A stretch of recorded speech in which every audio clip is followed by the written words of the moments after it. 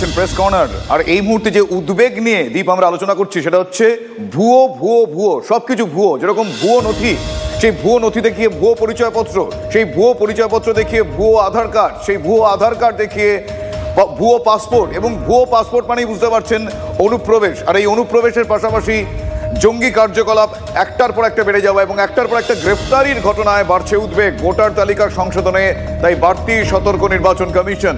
কেরল থেকে ধৃত জঙ্গি সাদ রাডির ঘটনায় মুর্শিদাবাদ জেলা প্রশাসনের কাছে রিপোর্ট তলব করেছে কমিশন।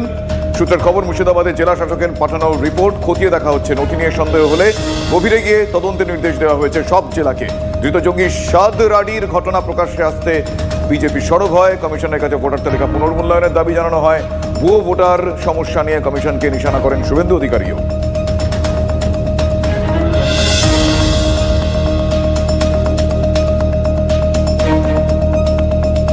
আর একদিকে ভুয়ো পরিচয়পত্র আর অন্যদিকে জঙ্গি অনুপ্রবেশ। এই জঙ্গি অনুপ্রবেশের আবহে বাংলায় জালে অস্ত্র পাচারকারী। রাজ্যে ফের অস্ত্রসহ গ্রেপ্তার একজন। উত্তর 24 পরগনার নারায়ণপুর থানা এলাকা থেকে বেঙ্গল এসটিএফ এর জালে এক আন্তঃরাজ্য অস্ত্র পাচারকারী।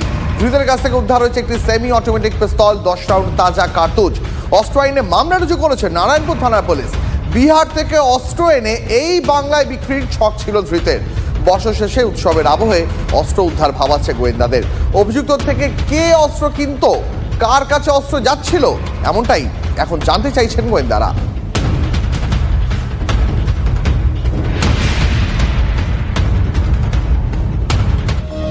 চাঁচলের মালতীপুরে সেখানে আমবাগানে মহিলাকে খুন করে জ্বালিয়ে দেওয়ার ঘটনার যে অভিযোগ, পালানোর সময় কাটোয়ায় গ্রেফতার হয়েছে অভিযুক্ত আবু তালেব। মোবাইল ফোনের টাওয়ার লোকেট করে ট্র্যাক করে কাটোয়া রাধিকাপুর এক্সপ্রেস থেকে গ্রেফতার করেছে তাকে জিআরপি এবং কাটোয়া থানার পুলিশ। কেন মহিলাকে খুন করে জ্বালিয়ে দেওয়া হলো, সঙ্গে আর কেউ ছিল কিনা, এই সব বিষয় খতিয়ে দেখছে পুলিশ।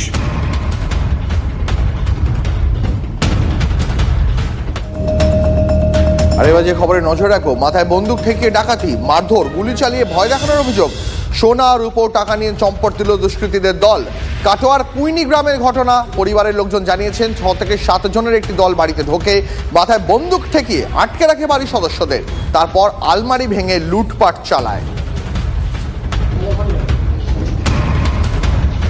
কুকুরটা বাইরে যাবে বলে আমি তাকে বাইরে নিয়ে আসি, এবং যারা এই ঘটনাটা ঘটিয়েছে তারা ওই ঘরের মধ্যেই ছিল। আমি খেয়াল করিনি কজন ছিল তারা।